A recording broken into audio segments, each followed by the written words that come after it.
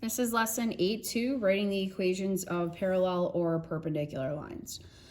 Okay, so in the opening exercise, it says line segment PR is pictured connecting points P and R. Okay, cool. So it says to graph P prime, R prime, the image of PR after rotating it 90 degrees. Now, this is kind of a good review because we haven't seen rotations and stuff since our rigid motion unit.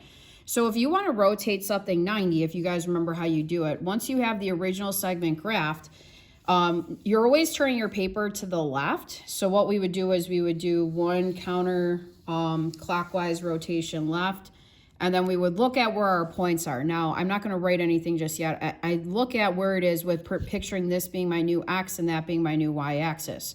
So I have the -2 up 1, 2, 3, 4, 5. So -2, 5 is going to be my new P.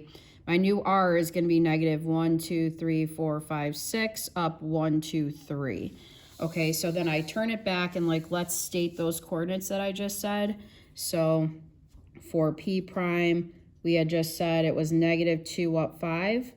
And then for R prime, we said it was -6 up 3. Okay, so then we can graph it now that our graph is looking normal. So -2 up 1, 2, 3, 4, 5, -6 up 3, 1, 2, 3. Okay, so this would be where P prime goes, R prime goes. So then for part 2, they want us to now graph and state the double primed segment after rotating the original one 180. So then same thing, you're looking at this one and you're going 1, 2, and now stating where those coordinates are. So if I look at it, now I have 2 down 5, so 2, -5. Then I would have, right, so over 2 down 5.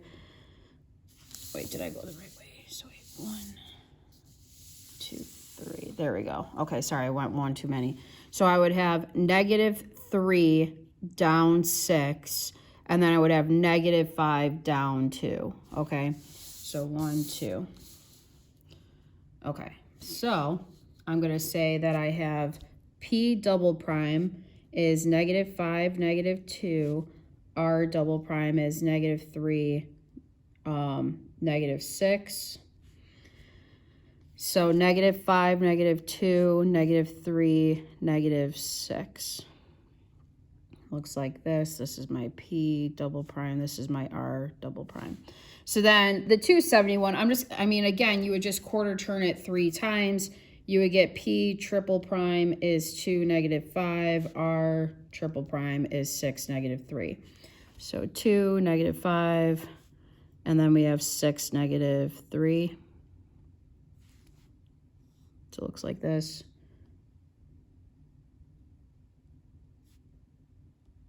Okay. So then down here, for example 1, it says, using the opening exercise, find the slopes of the following segments. So looking at the slope for PR first. So PR is going down 1, 2, 3, 4, right 2. So when I find the slope of PR, it's -4 over 2, or just -2. That is going to be the exact same slope as what the double primed one is. So this is also equal to -2. If we look at the slopes for these two, this is going up to right 4. Up to right 4. So up to right 4 is equal to a half. So we have 2/4, right, or a half. So it says, what do you notice about those slopes? So we can kind of tell that after you do one 90-degree rotation, and that kind of makes sense, right? Because 90 degrees means that if we were to extend these lines, they would be perpendicular to each other. So what we notice is that we have negative reciprocal slopes after we do rotations in increments of 90. So we're just going to say they are negative reciprocals. Okay, so then turn the page. So in this box, we have our 2 different types of formulas. So in this class, we don't use y equals mx plus b all too often. We kind of use more of the point slope formula because it's easier to use, and some people argue that, but in my opinion, this is the point slope formula is going to be the one that is mostly used on the SAT, and it's mostly used on my exam. So it's like, why do the other way? Most people in Algebra 1 only look at the slope intercept form. So that's the y equals mx plus b. So we more or less use this formula to analyze the parts. So m in our formula is slope, and then b is the y-intercept. So the point slope formula is y minus y1 is equal to m times x minus x1, where we have m is still slope, but then we have this point, and this is the point that matters. This is what is a point that's on the line, or we could say, or passes through. So a lot of times they word it, like given the following point, blah, blah, like we want the equational line that would pass through the point. This is going to be the point that goes into x1, y1. So what ends up happening is, say you end up having two negative numbers here, you'll have minus a negative number, which actually flips the sign and makes it plus. So I always try to remind myself, like, depending on what you get here, if it's positive, positive, it turns negative, negative in the formula, and vice versa. Okay, so then we have our slope formula. We've seen that, like, we're going to be seeing that all over the place. Okay, so let's just kind of get to the exercises. So for number 1, it says, write the equation of a line with the slope of 2 that passes through the point 1, 5, or negative 1, 5. So I'm going to show you guys how to do this 2 ways. Because this way is pretty, this is pretty easy because they already are giving you slope.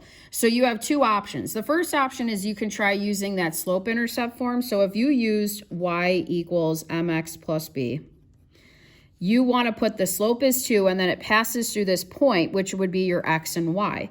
So if you guys put in a 5, you would have 5 is equal to 2, and then your x is negative 1, and then plus b.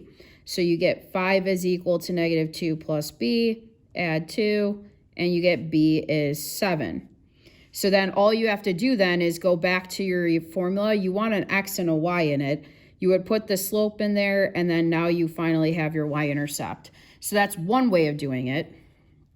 So, or this is the way I think is just smarter. So using the point slope formula, we have y minus y1 is equal to m times x minus x1. Okay, cool. So y minus your y is equal to your slope times x minus your x. Now, the reason why I like this formula is, like, this one, it's like you find b and then you got to, like, go back in and, like, put it back in. Once you finish, like, solving and, you know, distributing and simplifying that, you're done. Like, you don't have to, like, find b separately. It'll just, your equation will just work itself out. So you have y minus 5 is equal to 2. We always do orders of operations, like do parentheses first. So that's really just x plus 1. Then we distribute that 2. I have y minus 5 is 2x plus 2, and then I would add 5 on both sides. Okay, so you get y is equal to 2x plus 7. So this is like, and a good way to check your answer is put this into y equals, go second graph, which would take you to the table, and see if it does in fact pass through that point, because we already know the slope is 2. But these are 2 different ways you can do it. Again, I prefer this way because that's how I'm going to kind of work out most of these examples going forward. Okay, so then number 2, it says write the equation of a line passing through the points -4, -3, and 5, 11. Okay, so if we're going to do that point slope formula of y minus y1 is equal to m times x minus x1, I need 2 things. I need a point it passes through. Now, technically, I actually have 2 of them. I have this one and that one, so I can pick either one. And the thing I don't have is slope. So I'm going to have to, off to the side, figure out what my slope is. So slope is y2 minus y1 all over x2 minus x1. So it's 11 minus a -3 all over 5 minus 4, which would give you 14 over 1, or just 14. So that's going to be in my m. I'm just going to at random pick a point. I think I picked this first one. So y minus that y would equal your m times x minus that x. So then this is really y plus 3 on the left-hand side. This, when I distribute, I get 14x minus 14 times a negative 4 is negative 56. And then I would subtract 3 on both sides. And I get y is equal to 14x minus 59. And that would be my final answer. Okay, so then for number 3, it says, what is the equation of a line parallel to the x-axis passing through the point 8, negative 2? Okay, so this is another one where if it's parallel to the x or y axis, the equation is going to be either x equals a number or y equals a number.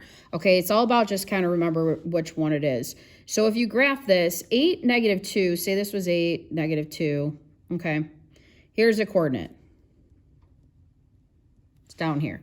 If we want it parallel, this is my x-axis, that's my y. If I want it parallel to the x-axis, it's going to go this way horizontally. So it's going to look like this, which means the slope of that line is 0. So slope equals 0. The equation of that line then would just be y equals whatever the y value is of this line. So of this line, it's just negative 2. So your equation then is y equals negative 2. And that's your answer. Now, if you wanted to do it with the point slope formula, you can. We know it passes through negative 2, 8. And we know that it has a slope of 0. So if you start setting that up, you would have y minus a negative 2, so y minus this y, is equal to the slope of 0 times x minus 8. What happens on the right-hand side, though, so this is y plus 2, but this ends 0 times anything is just 0. So then when you subtract the 2 on both sides, there you go, there's your equation. So they just don't expect you to do that. If it's something easy like this, they just expect you to know that this would just be the line y equals negative 2. So then doing the same thing, you cannot do that format though for this next problem because, so they're saying that it's parallel to the y-axis.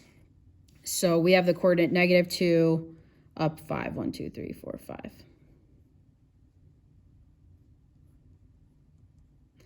So if they want it parallel to the y-axis, so here's y, here's x, it's going to be this line right here.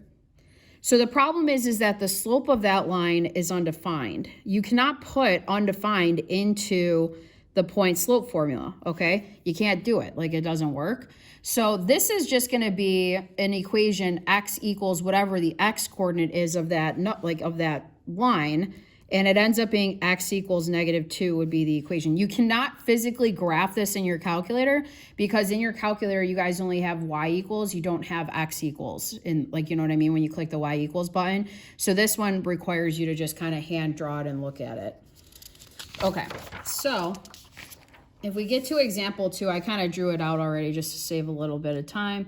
So example 2 says, the line segment connecting 3, 7 to 10, 1 is rotated counterclockwise 90 degrees around 0.37. So this, in other words, is like going like this and rotating like that, 90 degrees. Plot the points and draw the line segment on the grid provided. Where will the rotated endpoint land? Okay, so the way to kind of figure this out has to do with slope. So I'm going to kind of actually skip to part C. Determine the slope of the original segment. We're going to actually just count this. We're not going to do a formula. The slope of this segment would be, it's going down 1, 2, 3, 4, 5, 6. So negative 6 over 1, 2, 3, 4, 5, 6, 7. Okay, so the slope then, so I'm going to call it m. So m is equal to negative 6 over 7. So the slope of the image then is like of the new line, since we're rotating this thing 90 degrees, it's going to be the negative reciprocal to that. So the new slope is just going to be 7 over 6. So if I want to plot it, what I can do is I can just count. I'm going up 1, 2, 3, 4, 5, 6, 7, and then I'm going to go over 6. So 1, 2, 3, 4, 5, 6. Okay, and if I put that in there, you can see, there you go, that's going to rotate at 90 for me because I have those negative reciprocal slopes. This coordinate, by the way, ends up being 9, 14, so that's what we can put into part B. So it says, what do you notice about the slopes? We're just going to say they are negative reciprocals.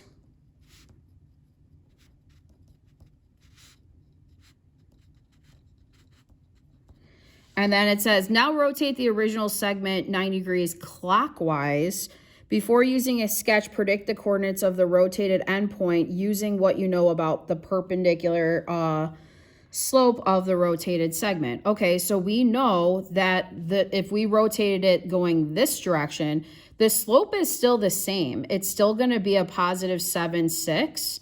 So what I could do if I want to figure out where it goes is from here, I could just go down 7, left 6, you know what I mean? So it's negative over negative, which makes it the positive. So if I went down 1, 2, 3, 4, 5, 6, 7, right, I'm on the x-axis. And then if I go 6 over 3, 4, 5, 6, my point's going to be right here,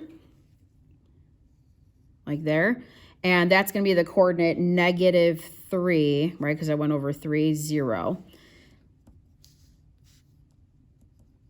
Okay, so again, it's very important that you guys understand the relationship between rotating things and then like these negative reciprocal slopes. So every 90-degree rotation, when you compare the segment to the rotated one, is going to be a negative reciprocal slope. If you rotate something 180 degrees and you do two 90-degree rotations together, then it'll be parallel to it, right? So keep that in mind. Okay.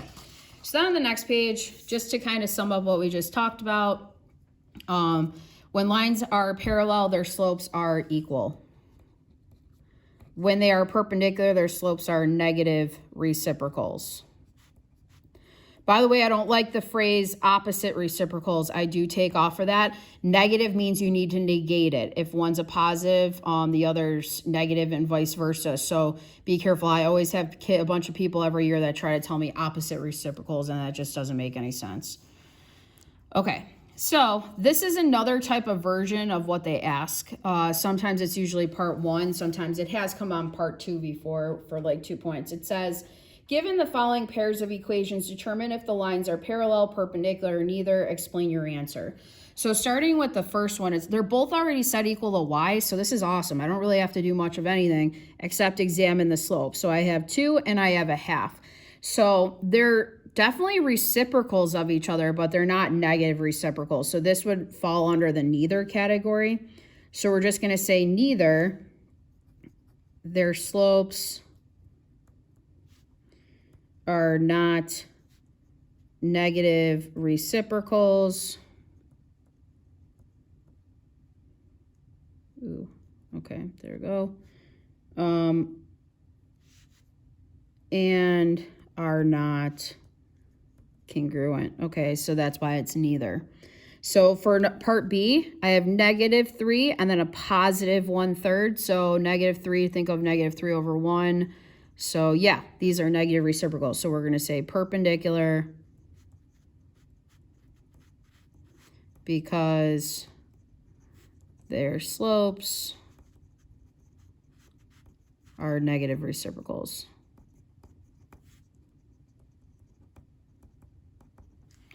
Okay, so then C. Now C and D are going to take us a little bit more time only because we have to set both of those equations equal to y before we can do anything. So starting with C, I'm going to set 5x plus 3y equals 2. I'm going to set that equal to y. So I'm going to start by subtracting 5x on both sides. I have 3y now is equal to, and I'm going to put this in standard form, so negative 5x plus 2. And then to get rid of that 3, since it's multiplying, I'm going to divide it out. So I get y is equal to negative 3/5 x plus 2/3. So then I got to do the same thing for the second one. So 9x minus 15, y equals 1. I would subtract 9x on both sides. Negative 15y is equal to negative 9x plus 1. Divide by negative 15. I would get y is equal to 9. Well, 9 over 15 actually simplifies, right? So what does that simplify to give me? 9 over 15 would be 3/5. So I'm just going to fix that real quick.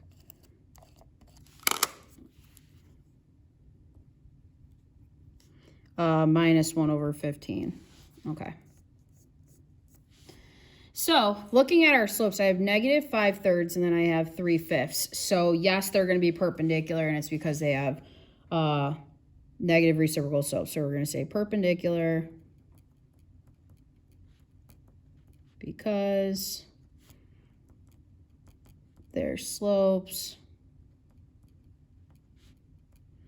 are negative reciprocals. Okay. And then we're just going to do another one like number C. So I'm going to set 8x plus 2y equals 5 equal to y. So I'm going to subtract 8x on both sides. 2y is negative 8x plus 5. Divide by 2. Make sure you guys simplify that. That's 4x plus 5/2. Okay. So slope of negative 4. So then this one, I have negative 4x minus y equals 9. I would add 4x first. Negative y is 4x plus 9. Divide by negative 1. And you get negative 4x minus 9. So we have the exact same slope, negative 4 and negative 4. So these would be parallel. So we're going to say parallel because they have equal slopes. Okay, awesome. So then turn the page. So we have a couple more exercises to try. So it says, given a line going through points 8, negative 3, and negative 4, negative 12, determine the slope of the line that is parallel to the given line and perpendicular to the given line. So before we do anything, we just got to actually find the slope, but we know the slope parallel to the line will be the same slope as what we get between these two.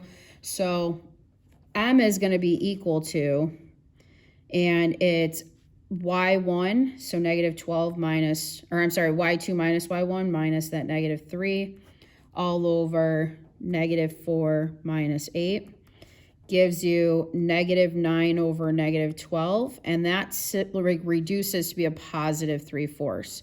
So if the slope of the parallel line would be 3/4, the perpendicular one's going to be the negative reciprocal to that, or negative 4 over 3. Okay. Number 3, line P contains points 8, 4, and 4, 3. Line Q contains points 4, negative 9, and 2, negative 1. Are these two lines, the one that contains this one and the one that contains that one, are they parallel, perpendicular, or neither? So you have to find the slope between the first 2 points, the slope between the second 2 points, and then pretty much figure out what's the relationship between them. So let's start with line P. Okay, so line P, the slope would be, I would have, let's see, 4 minus 3 all over 8 minus 4, or 1/4. Slope of line Q is going to be, sorry guys, I'm trying to write so you can see, is going to be negative 9 minus a negative 1 all over 4 minus 2, or negative 8 over 2, or negative 4. Okay, so looking at it, we can tell that the lines are going to be perpendicular to each other because their slopes are negative reciprocals, right? Like think of that as over 1. So we're going to say perpendicular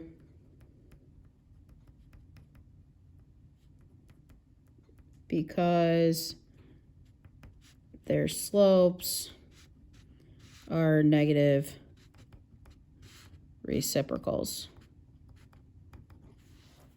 Cool. Okay, given the following slopes, what would be the slope of the perpendicular line to it? Okay, well, if the slope is 1, okay, think of it as 1 over 1. So the negative reciprocal of that is negative 1 over 1. So really the negative reciprocal to 1 is a negative 1. Kind of cool. So the slope that's the negative reciprocal to 0 is actually going to be undefined. So a slope of 0, by the way, looks like this. Like say this was the equation of your line. So the negative reciprocal to that is going to be the slope of a line that looks vertical. So how I remember it is like slope is steepness. So it's telling you how steep something is. So when a mountain's steep, it's going up. When it's less steep, we think of it as like going down when it's negative. This is so weird to say, but when I think of vertical, I think, oh, I'm going to fall off a cliff and die. So like it's undefined. So that's the negative reciprocal to 0. It's just going to be undefined. Okay, so whatever helps you remember it. You know what I mean? That's what my high school teacher taught me, so it kind of stuck. Okay, and then the last exercise says, could a line going through the origin that is perpendicular to a line through the origin with a slope of 1/2 pass through the point -1 for explain? Okay, so could a line that goes through the origin and is perpendicular to a line through the origin with a slope of 1/2 pass through this point? So this one's kind of hard to think about. So the first thing we're going to do, we're going to talk about this line first. So they're giving me this line. Could a line go through the origin? So, and through a, okay, so could a line going through the origin that is perpendicular to a line through the origin with a slope of 1/2 pass through this coordinate? So if the line is passing through the origin with a slope of 1/2, that is y equals 1/2 x. So if it's perpendicular to that, it would have to be y equals -2x. So they're pretty much saying, could this go through the origin and also pass through this point? So if you were to put the coordinate -1, 4 into there, would it work? And the answer is going to be no. Like if you try putting -2 times -1 into here, does it equal 4? No, it doesn't. It equals 2, so it doesn't work. The other way you can kind of check is if you started writing your y equals mx plus b and you put that slope into there and then tried it this way. So 4, does that equal -2 times -1 plus b? Does 4 equal 2 plus b minus 2? No, right? Your y-intercept would have to be a 2 in order for it to work. And we know if it passes through the origin, there is no y-intercept. So the answer is no. Okay, and we're just going to say for it to pass through -1, 4, the y-intercept would be 2, not 0. Okay. All right, guys, now try the homework. Thanks.